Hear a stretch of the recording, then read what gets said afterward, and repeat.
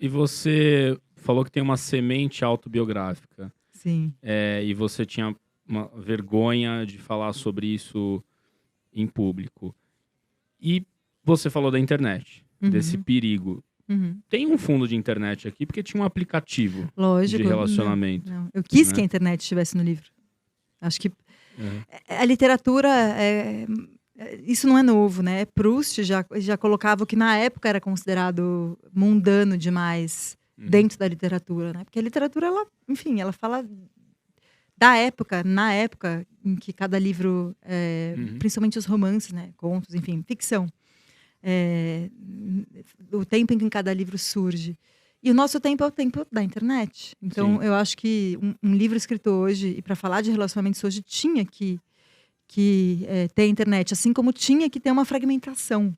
Então, essa fragmentação temporal, em parte, ela é para sustentar uma tensão narrativa, porque, enfim, o fim, o que acontece, a gente já sabe no primeiro capítulo, né? Não deu certo o relacionamento deles, porque eles se encontram 15 anos depois no mercado, e a gente sabe que não deu certo. A pergunta não é o que aconteceu, é como, né? Como isso aconteceu, como se deu isso. E esses fragmentos de tempo, acho que eles dizem desse fragmento do nosso tempo, né? E do fragmento dessa personagem, dessa Mirella, que se vê devastada quando um cara vai embora. Alguém que eu queria justamente que tivesse tudo que é considerado de sucesso nos dias de hoje, né? Enfim, ela tinha uma carreira, ela era arquiteta, premiada, amigos, morava num apartamento dela, tinha uma vida, enfim, perfeita, só não tinha um cara, só não tinha um homem, né? E acho que isso é algo interessante de colocar em questão, justamente nesses tempos de discurso de empoderamento, né? Enfim, de positividade. E que, na verdade, a gente tem algo nosso que sempre vai ser vulnerável, né? E o contraste com a tecnologia também, isso aparece no livro. E foi algo intencional. Porque a tecnologia dá pra gente a impressão de que a gente está evoluindo, né? Só que... Somente a impressão. Não, ainda mais agora, neste Brasil, neste mundo. Enfim, crise climática... ascensão do fascismo, nem vou começar a falar disso para não ficar mal. Mas, bom... E você acha que o lance da internet, seja ele qual for, rede social, mídia social, na verdade, né? O aplicativo de relacionamento, isso tudo favorece o ghost ou ele sempre existiu? Ele sempre existiu, Tá. mas também é favorecido. Eu sei que ele sempre existiu porque depois que eu já tinha escrito o livro, eu li Razão e Sensibilidade, da Jane Austen, e lá tem um ghost. Tá. Um ghosting, assim, ghost, E de a verdade. Jane Austen, das antigas. 200 né? anos atrás. 1800, Sim. né? 200 anos atrás. E livro maravilhoso, Razão e Sensibilidade. Outro dela, maravilhoso também ai, gente... Orgulho e Preconceito. 2 livraços, assim. E que giram em torno do casamento. Mas são eu digo mais porque...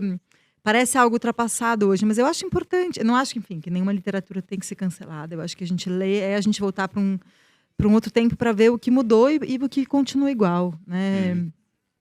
E ali eu achei esse ghosting e foi incrível. Mas eu acho que... Você leu da Jane Austen antes? Depois. Depois.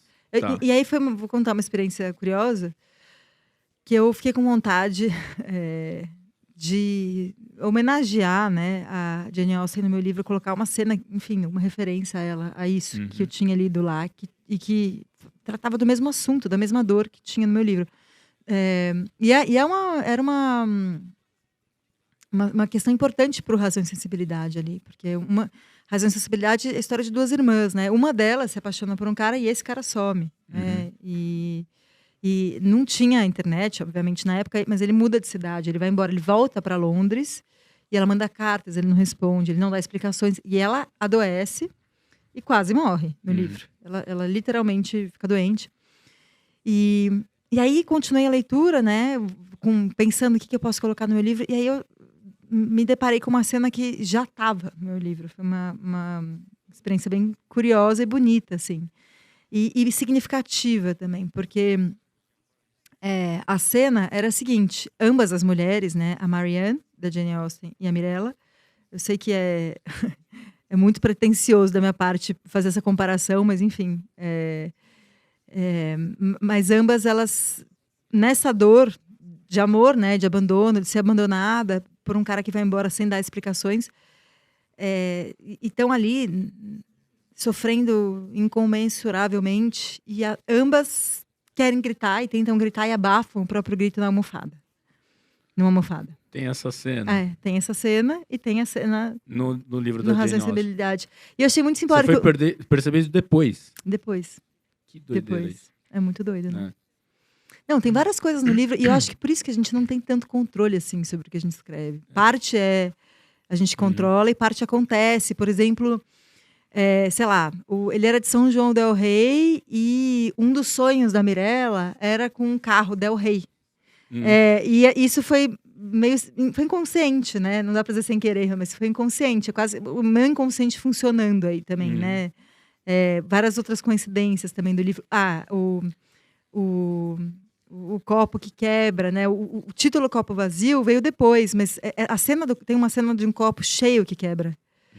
E o título Copo Vazio veio depois. Essa cena se encaixou, enfim. E por que por Copo acaso. Vazio? A música do Gil, do Tá. Chico na voz do Gil, eu conheci ela na voz do Gil. Na verdade, na minha banca do TCC, que foi com o Ivan Marcília e o Fabrício Corsaletti, que foram bem queridos comigo, o Fabrício falou, tinha uma banca, né? Enfim, uma avaliação. E ele falou, o título era horrível antes, e tinha a ver com uma parte que inteira saiu, tinha uma parte inteira de um mendigo, e era uma outra, enfim, era uma instância espacial, assim como tem os capítulos temporais, tinha o aqui. Isso tudo saiu na edição. E o título remetia a essa parte. E aí o Fabrício falou assim, Natália, e tinha muito mais música, tem muita referência musical, né? E o Fabrício falou, Natália, tem uma música, a música do Gil, ela entra tão bem no livro, procura uma música do Gil, procura numa música do Gil o título. E aí eu fui procurar. E aí quando eu escutei Copo Vazio, eu falei, nossa, essa música, é sempre bom lembrar que um copo vazio está cheio de ar, e o ar do copo ocupa o lugar da dor. Enfim, e é linda. Na verdade, é uma música que tem um contexto político, né? Sim. E até pensei se não era uma questão, mas eu acho que a obra de arte, ela tem disso, né? Ela tem esses espaços de abertura que permitem múltiplas interpretações, sem que a outra interpretação fique, enfim, diminuída ou deixe de existir. Então, assim, os significados do copo vazio foram se ampliando, né? Acho que tem a questão heideggeriana do vazio, que o Lacan depois pegou do Heidegger, né? Do desejo que nasce desse vazio. E do vazio mesmo, né? Da personagem. E da transparência do copo, porque um narrador ou uma narradora quase, e é em terceira pessoa, mas quase transparente, que deixa a gente chegar muito perto dessa personagem. E da fragilidade, né? Algo que quebra. Enfim, acho que tem vários sentidos aí.